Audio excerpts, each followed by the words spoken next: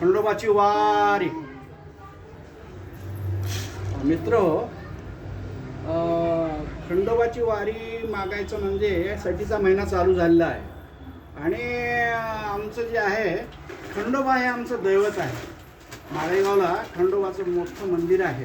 हे आमच्या महाराष्ट्रातील अख्खा महाराष्ट्रात यात्रा भरते तिथे.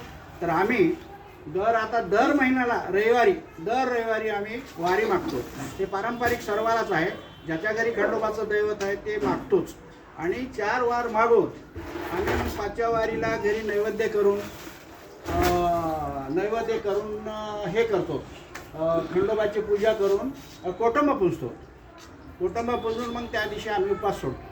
आणि मग नंतर अमावस्येच्या शिळा अमावस्येला आम्ही खंडोबाची मोठी यात्रा राहते.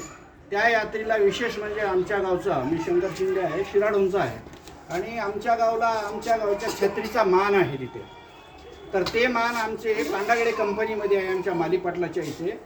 ते घेऊन छत्री घेऊन आमच्या पालखीच्या अगोदर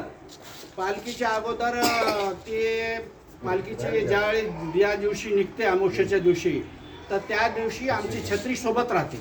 आणि गावातून बरेच आमचे भक्त मंडळी आम्ही सर्वजण ते छत्री घेऊन मान सन्मानानं मधल्या रस्त्यानं माळेगावला जातो आणि तिथं टेंट टाकतो. आणि माली पाटील आमचे तिथं सगळे भक्तगण येतात. तिथं प्रसाद होते, महाप्रसाद राहते, नैवेद्य राहते, देवाची पूजा करतात. आणि पालखी निघाली की पालखीचा जय जयकार, हर हर महादेव, जय मल्हार, शिवहार मल्हार गोडगे, शिवहार मल्हार गोडगे, हा जय जय करीत आम्ही पालखीची मिरवणूक करतो, दर्शन घेतो.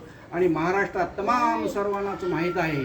ज्याला माहीत नाही ते असा माणूसच नाही. माहीत नसेल तरी मित्र हो, एक वेळस यात्रेला या आणि दर्शन घ्या. त्या खंडोबाचं दर्शन घेणं हे आहे. तिथं प्रत्येक तुम्हाला काय मिळून ते मिळते.